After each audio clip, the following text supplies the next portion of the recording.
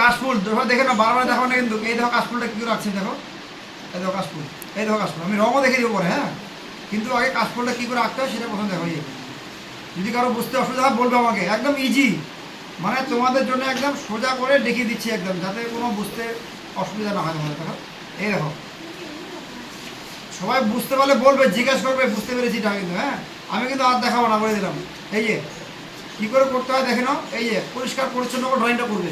এটা কাশফুল করলাম, কি করলাম, কাশফুল। এই দেখো আবার রিয়ালটা করলাম। দেখো প্রথমে আমি লাইন টানলাম, তারপর হচ্ছে কাশফুল দিলাম, হলো। এই দেখো কাশফুলগুলো কী করতে হয়। আর কাশফুলগুলো এরকম লম্বা লম্বা হয়। আর কাশফুলের রঙ কী হয় বলো তো?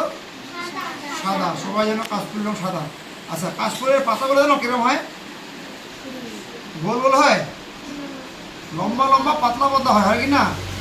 দেখেছো কাশফুল কেউ? লম্বা লম্বা কাশফুল, হ্যাঁ, এই যে এরকম লম্বা লম্বা পাতাগুলো একদম লম্বা লম্বা হয়। কাশফুলের পাতা কিন্তু আলাদা, ঠিক আছে? কাশফুলের পাতাগুলো একদম লম্বা লম্বা হয়, ঠিক আছে? বহুত লম্বা লম্বা হয়, পাতলা পাতলা হয়। কি হয়? মোটা মোটা হয় না কিন্তু, হয় মোটা মোটা হয়? হয় না, পাতলা পাতলা হয়, চিকন চিকন হয় একদম। তো আমি এরকম পাতলা করে অনেকগুলো পাতা বানালাম। দেখো পাতাগুলো বানাতে কিরকম, দেখো এরকম দিবে আর এরকম দিবে, এরকম দিবে এরকম দিবে, বুঝতে পারছো? এই দেখো পাতাগুলো কী করে দিলে, দেখো এই দেখো রঙটা দেখো, ধৈর্য দেখো। পরে কিন্তু দেখাবো না, কিন্তু বলে দিলাম। এই জন্য বলছি ভালো ভালো দেখো। এই দেখো এই যে কাশফুল হয়ে গেল, হ্যাঁ, এটা কি হলো? এটা কাশফুল করলাম। তাহলে কাশফুল আর সঙ্গে পাতা করলাম, কাশফুলের পাতা, বুঝতে পারছো? এবার করবো কি, এখান থেকে লম্বা একটা লাইন টানবো, এখান থেকে এরকম করে এইভাবে লম্বা একটা লাইন টানবো। এই যে লম্বা লাইন টানলাম, এই দেখো লাইনটা টানছি, দেখো দেখো দেখো দেখো, এই দেখো লাইন টান নিয়েছি। এবারটা বুঝতে পারছো তো? লাইন টানলাম।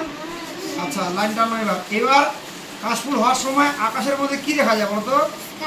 স্কাইয়ের মধ্যে ক্লাউড দেখা যায়, মানে সাদা সাদা মেঘ, হোয়াইট কালারের মেঘ দেখা যায়। দেখা যায় কি না? দুর্গা পূজা আসলে পরে দেখবে বহুত বড় বড় মেঘ দেখা যায়, সুন্দর সুন্দর পেঁয়াজ তুলোর মতন দেখা যায়। এরকম দেখা যায় না? হ্যাঁ, এরকম এইরকম তুলোর মতো দেখা যায়, বড় বড় মেঘ দেখা যায়। কিন্তু এগুলো সাদা হয়, হয় না? হোয়াইট কালার হয়। কোন কালার হয়?